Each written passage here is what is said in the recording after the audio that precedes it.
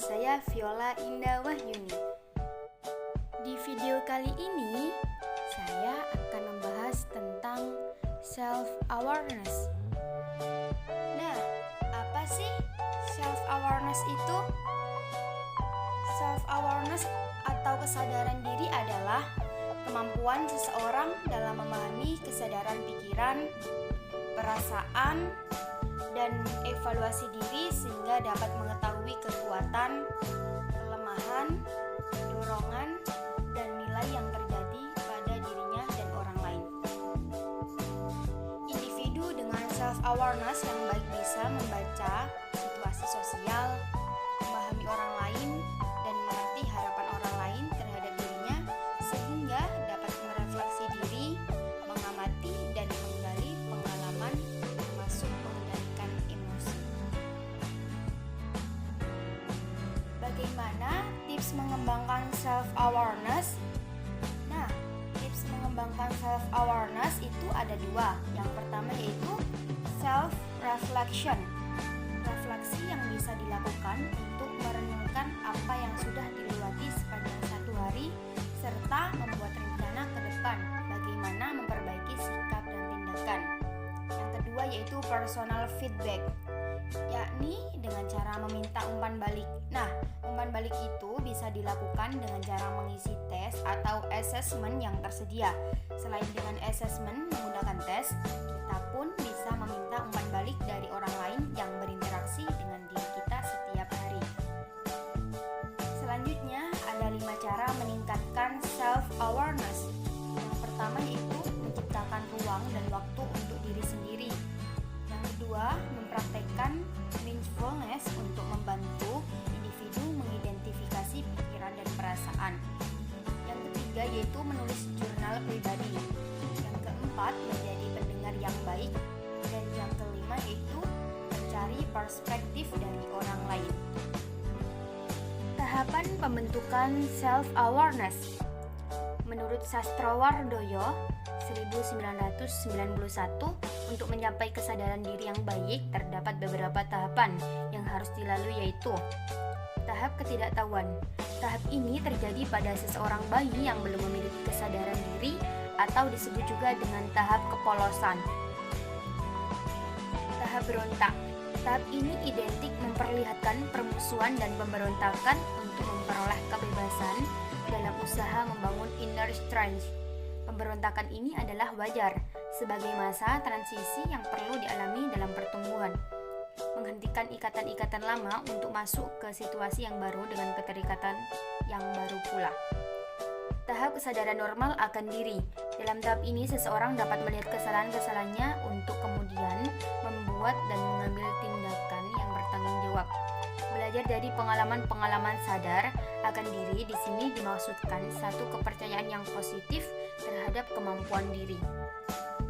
Kesadaran diri ini memperluas mengendalikan manusia atas hidupnya dan tahu bagaimana harus mengambil keputusan dalam hidupnya. Tahap kesadaran diri yang kreatif.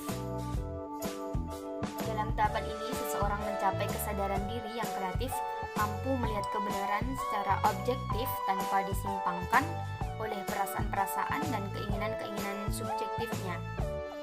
Tahapan ini bisa diperoleh antara lain melalui aktivitas religius ilmiah atau dari kegiatan-kegiatan lain di luar kegiatan-kegiatan yang rutin. Melalui tahapan ini, seseorang mampu melihat hidupnya dari perspektif yang lebih luas, bisa memperoleh inspirasi dan membuat peta mental yang menunjukkan langkah dan tindakan yang akan diambilnya. Aspek self-awareness. Menurut Ahmad 2008, kesadaran diri atau self-awareness pada individu terdiri dari beberapa aspek, yaitu yang pertama, konsep diri, self-concept. Konsep diri adalah gambaran yang dimiliki orang tentang dirinya.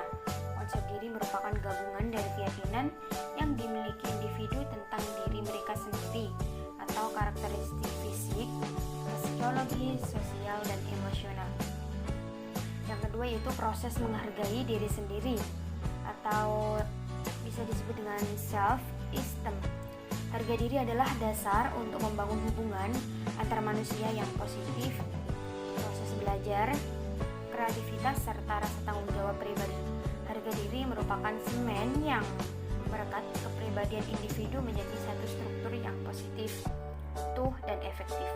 Pada setiap tahapan kehidupan individu, harga diri inilah yang menentukan tingkat kemampuan mengolah sumber daya atau potensi yang dibawanya sejak lahir. Yang ketiga yaitu identitas diri individu yang berbeda-beda atau bisa disebut dengan multiple selves.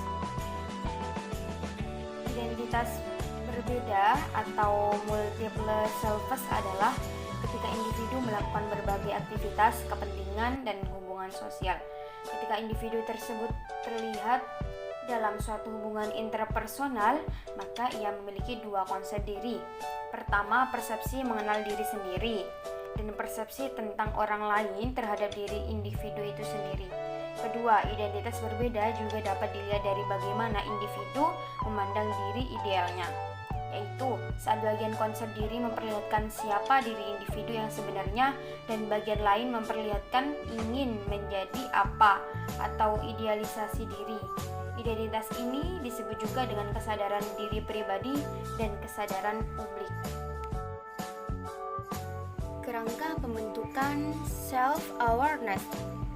Menurut Savar 1996, dalam membentuk self-awareness atau kesadaran diri, dalam diri seseorang dibutuhkan sebuah kerangka kerja yang terdiri dari 5 elemen utama, yaitu yang pertama, attention. Atensi perhatian adalah pemusatan sumber daya mental ke hal-hal eksternal maupun internal. Kita dapat mengarahkan atensi kita ke peristiwa-peristiwa eksternal maupun internal, dan oleh sebab itu, kesadaran pun dapat kita arahkan ke peristiwa eksternal dan internal. Yang kedua yaitu wakefulness. Kesiagaan atau kesadaran adalah kontinum dari tidur hingga terjaga. Kesadaran sebagai suatu kondisi kesiagaan memiliki komponen arousal.